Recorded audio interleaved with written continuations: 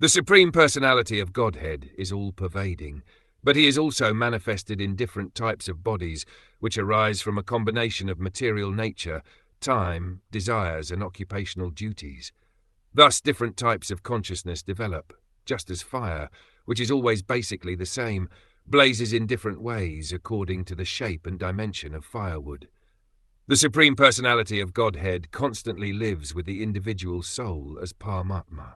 The individual soul has awareness in accord with his material body, which he attains by virtue of Prakriti, or material nature.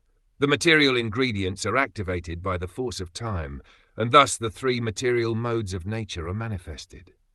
According to his association with the three modes of nature, the living entity develops a particular type of body. In animal life, the material mode of ignorance is so prominent that there is very little chance of realizing the Paramatma, who is also present within the heart of the animal. But in the human form of life, because of developed consciousness, one can be transferred from ignorance and passion to goodness by the results of his activities. A human being is therefore advised to associate with spiritually advanced personalities. The Vedas give the direction. To understand these things properly, one must humbly approach, with firewood in hand, a spiritual master who is learned in the Vedas and firmly devoted to the absolute truth. In order to reach the perfection of life, or to understand the real constitutional position of the living entity, one must approach the spiritual master. Gurum eva begachet, one must, it is not optional. It is imperative that one approach the spiritual master, for by such association one proportionately develops his consciousness toward the Supreme Personality of Godhead. The highest perfection of such consciousness is called Krishna consciousness. According to the body given by Prakriti, or nature, one's consciousness is present. According to the development of consciousness, one's activities are performed, and according to the purity of such activities, one realizes the Supreme Personality of Godhead, who is present in everyone's heart.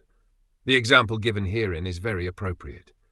Fire is always the same, but according to the size of the fuel or burning wood, the fire appears to be straight, curved, small, big, etc.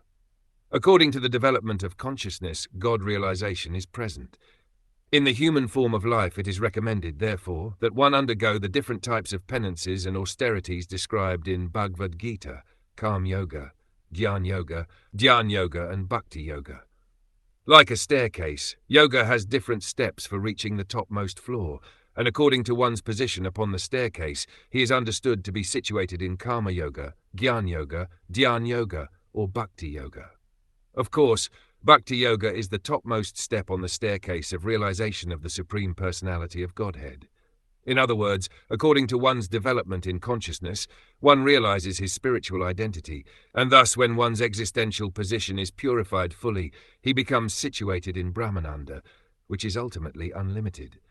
Therefore the Sankirtan movement, contributed by the Supreme Personality of Godhead as Lord Chaitanya, is the direct and easiest process for coming to the purest form of consciousness, Krishna consciousness, the platform on which the Supreme Personality is fully realized.